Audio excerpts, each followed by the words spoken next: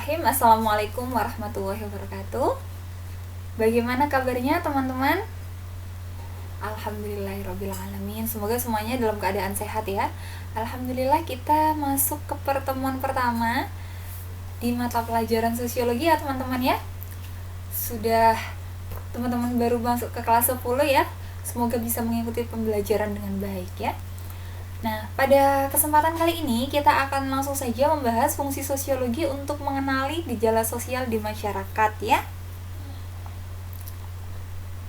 Nah, di sini bisa teman-teman lihat apa saja tujuan pembelajaran. Ada 4 tujuan pembelajaran yang ingin dicapai serta peta konsep pembelajarannya ya. Materi-materinya apa saja ya kira-kira ya yang termasuk di dalamnya. Manusia sebagai makhluk individu dan sosial ya. Kalau teman-teman mendengar kata individu sepertinya sudah tidak asing lagi ya untuk teman-teman, yang mana mempunyai makna yang berbeda ternyata ya dengan individualisme dan individualis ya. Kalau individualisme adalah suatu paham yang mana dia itu mementingkan tentang hak perseorangan di samping kepentingan masyarakat atau negara. Jadi dia itu masih menganggap bahwasanya hak dirinya itu penting ya, kan biasanya kita harus mengutamakan kepentingan orang banyak di samping kepentingan sendiri. Nah, itu tidak seperti itu ya. Nah, sedangkan individualis sendiri adalah sikap yang mementingkan diri sendiri. Jadi individualis itu si pelakunya ini ya. Nah, individualisme itu adalah pahamnya ya.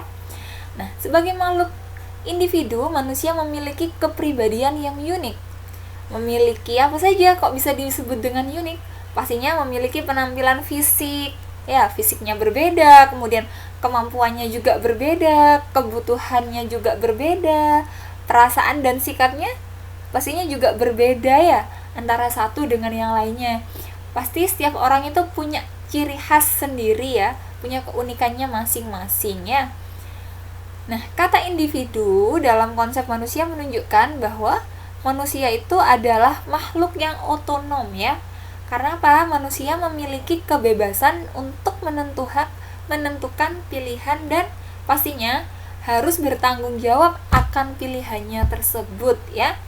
Jadi, ya apa yang akan kita pilih sesuai dengan apa yang kita inginkan. Pastinya kan seperti itu ya. Saya yakin teman-teman di sini juga melakukan hal tersebut. Dan yang harus kita pahami bahwasanya apa yang sudah menjadi pilihan kita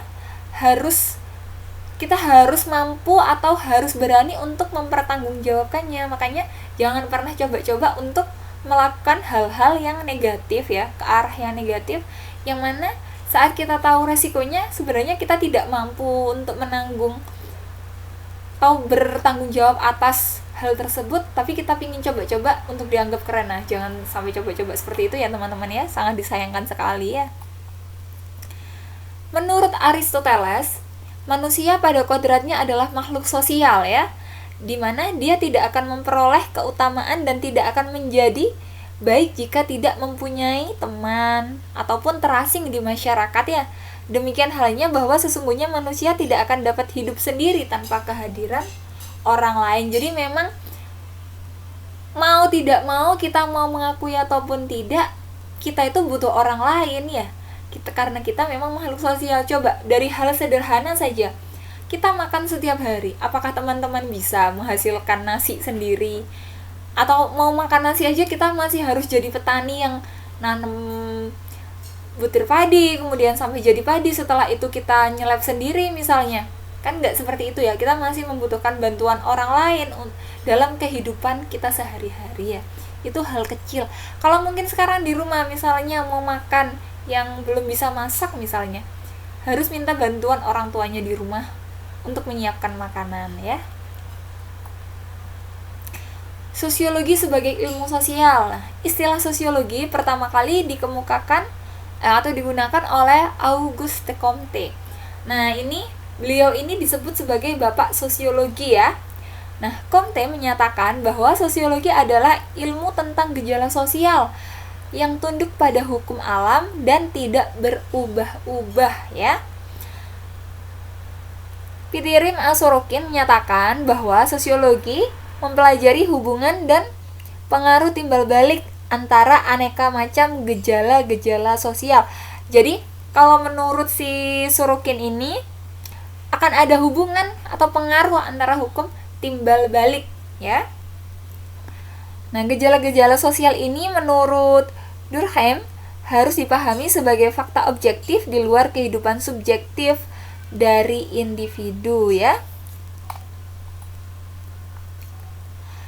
Asal kata sosiologi ini sendiri itu dari socius dan logos, ya. Socius dalam bahasa Latin, ya, yang mana artinya adalah kawan, tetapi dalam arti luas bermakna masyarakat, ya. Sedangkan logos itu diambil dari bahasa Yunani yang berarti kata atau berbicara, ya. Jadi bisa disimpulkan di sini bahwasanya sosiologi mempunyai makna ilmu yang mempelajari tentang masyarakat, ya. Nah, objek kajian sosiologi sendiri memang masyarakat, ya. Kata masyarakat berasal dari Arab musyarak yang artinya bersama-sama. Dalam bahasa Inggris adalah society. Kata society berasal dari bahasa Latin socius yang berarti kawan, ya. Nah, Selo Sumarjan mengatakan bahwa masyarakat adalah orang-orang yang hidup bersama dan menghasilkan kebudayaan. Kalau di sini bisa kita pahami, ya teman-teman, ya, kalau menurut Selo Sumarjan ini di mana ada satu kehidupan di satu tempat. Pastinya kalau kita bicara kehidupan di satu tempat yang mencakup banyak orang, nah di sana akan menghasilkan satu kebudayaan, ya. Jadi makanya kenapa antara satu daerah dengan daerah yang lain pastinya punya kebudayaan yang berbeda-beda, ya. Mulai dari bahasa misalnya, kemudian makanan tradisional misalnya, dan masih banyak lagi yang lainnya, ya. Jill Gillin dan juga J.P. Gillin menyatakan bahwa masyarakat adalah kelompok manusia yang terbesar. Mereka mempunyai kebiasaan, kemudian tradisi, sikap, dan perasaan persatuan yang sama. Nah, Ralph Linton menyatakan masyarakat merupakan satu kelompok manusia yang telah hidup dan bekerja sama dalam waktu yang cukup lama. Jadi kalau menurut Ralph Linton ini, ya, bisa dikatakan suatu kelompok itu bisa dikatakan atau disebut sebagai masyarakat, ya, ketika mereka sudah hidup bersama, ya, dalam kurun waktu yang lama, dan juga mereka sudah mampu bekerja sama pastinya, ya. Karena kembali lagi ke asas tadi, manusia sebagai makhluk sosial yang pastinya membutuhkan bantuan orang lain. Unsur-unsur yang terkandung dalam istilah masyarakat, ya. Kalau di sini teman-teman bisa lihat itu sedang ada kegiatan, ya. Sejumlah manusia yang hidup bersama dalam waktu yang relatif lama. Kemudian memiliki sistem komunikasi dan peraturan yang mengatur hubungan antar manusia dalam masyarakat. Dan merupakan suatu kesatuan, dan yang terakhir merupakan suatu sistem hidup bersama yang menimbulkan kebudayaan. Jadi ya, intinya seperti yang sudah saya sampaikan tadi, bahwasanya bisa dikatakan masyarakat itu apabila sudah hidup bersama dalam satu tempat dalam waktu yang relatif lama, ya. Kemudian juga dia punya sistem komunikasi sendiri. Setelah itu juga pastinya ada peraturan, ya, yang mengatur tentang hubungan mereka sebagai satu masyarakat itu supaya apa? Supaya tercipta satu kesatuan pastinya, kan? Karena kalau tidak ada peraturan yang menaungi suatu hubungan masyarakat, pastinya bisa tercerai-berai. Karena gini, isi kepala manusia itu kan berbeda-beda. Nah, kalau nggak ada sesuatu yang menjadi patokan ataupun panutan ataupun acuan mereka dalam bersikap, kemudian berkomunikasi dan berhubungan, nah pastinya akan, bahasa kasarnya, carut-marut, ya. Dan pastinya nanti dari satu kehidupan itu akan menimbulkan suatu kebudayaan atau menghasilkan suatu kebudayaan yang bisa menjadi ciri khas dari daerah tersebut.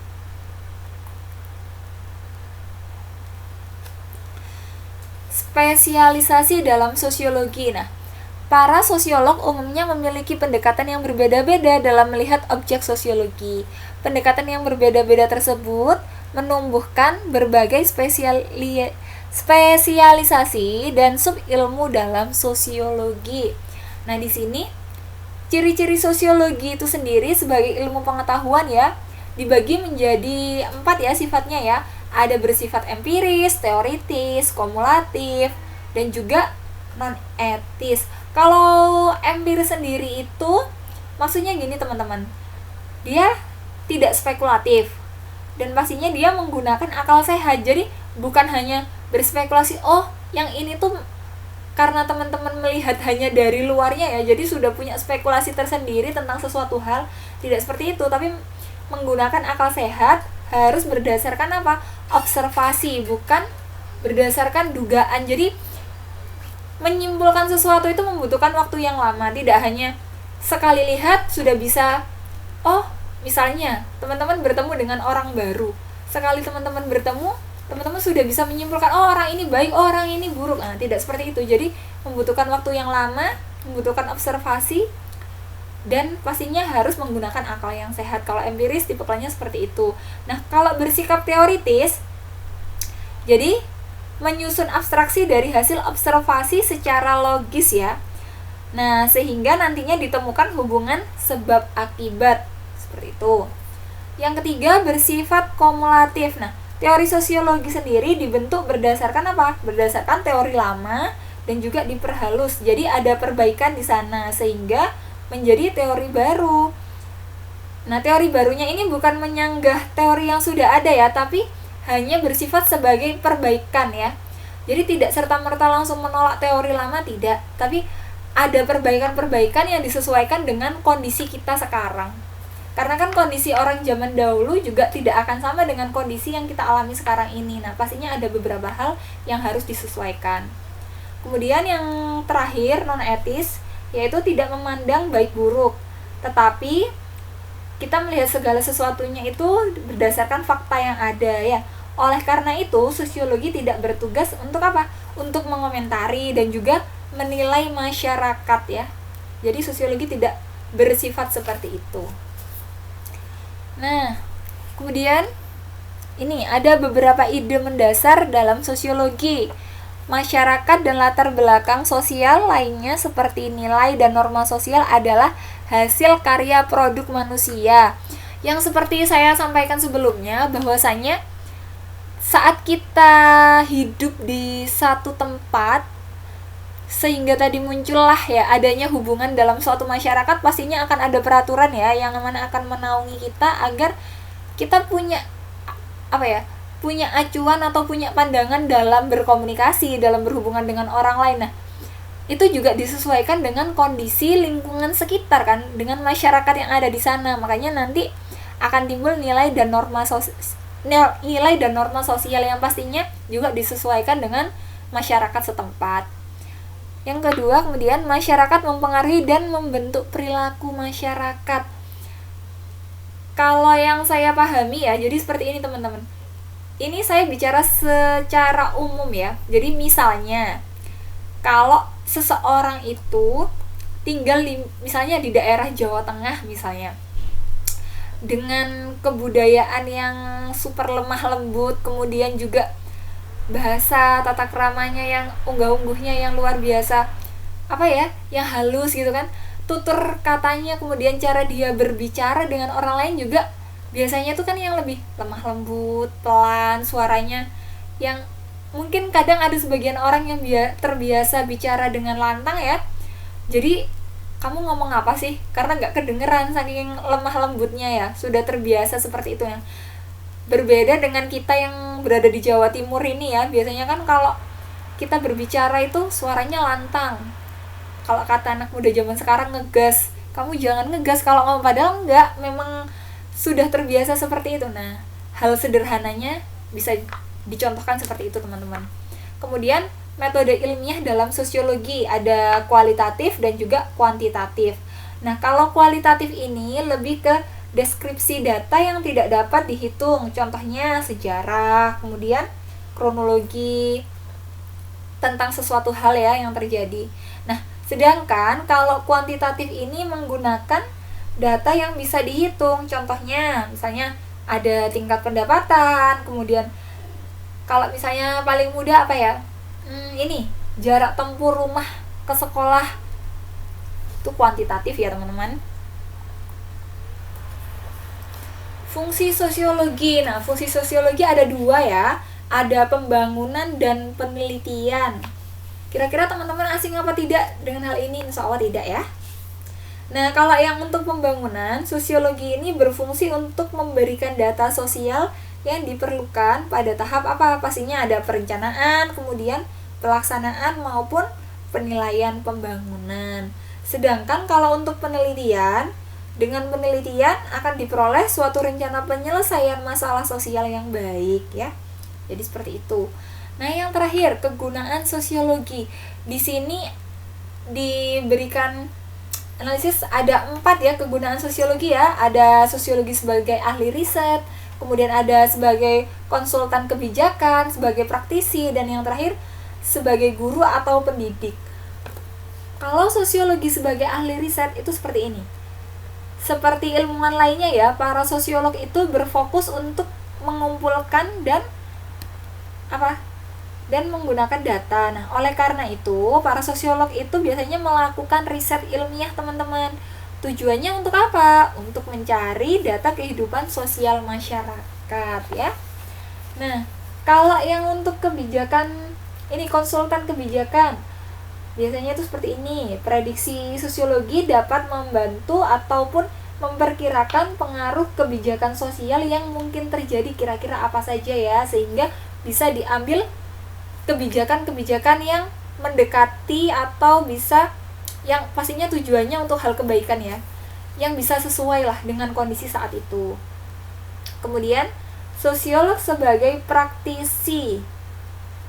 Beberapa sosiolog terlibat dalam perencanaan dan pelaksanaan kegiatan masyarakat. Nah, mereka ini bisa memberi saran-saran baik dalam penyelesaian berbagai masalah hubungan masyarakat misalnya, kemudian ada hubungan antar karyawan, ada masalah moral maupun hubungan antar kelompok ya dalam suatu organisasi. Jadi bisa seperti itu, teman-teman. Bisa menjadi penengah. Dan yang terakhir, sosiolog sebagai guru atau pendidik ya. Yang mana pastinya sosiolog ini mengajar ya. Nah, mengajarnya ini merupakan salah satu kegiatan yang dapat digeluti oleh seorang sosiolog ya. Nah, sebagai seorang pendidik, sosiolog berperan dalam mengajarkan atau mengembangkan sosiologi sebagai ilmu di berbagai bidang dengan memberikan contoh-contoh yang terdapat di masyarakat. Jadi seperti itu, teman-teman. Kiranya itu saja yang bisa saya sampaikan. Mungkin apabila ada hal-hal yang kurang dimengerti, teman-teman bisa membaca bukunya terlebih dahulu di bab 1 ya. Silahkan dipahami, dipelajari. Kalau memang masih kesulitan, sudah mentok ya, teman-teman bisa tanya ke Mbah Google. Masih kesulitan juga, bisa konsultasi, langsung ditanyakan ya. Terima kasih, itu saja dari saya. Kurang lebihnya saya mohon maaf. Wassalamualaikum warahmatullahi wabarakatuh.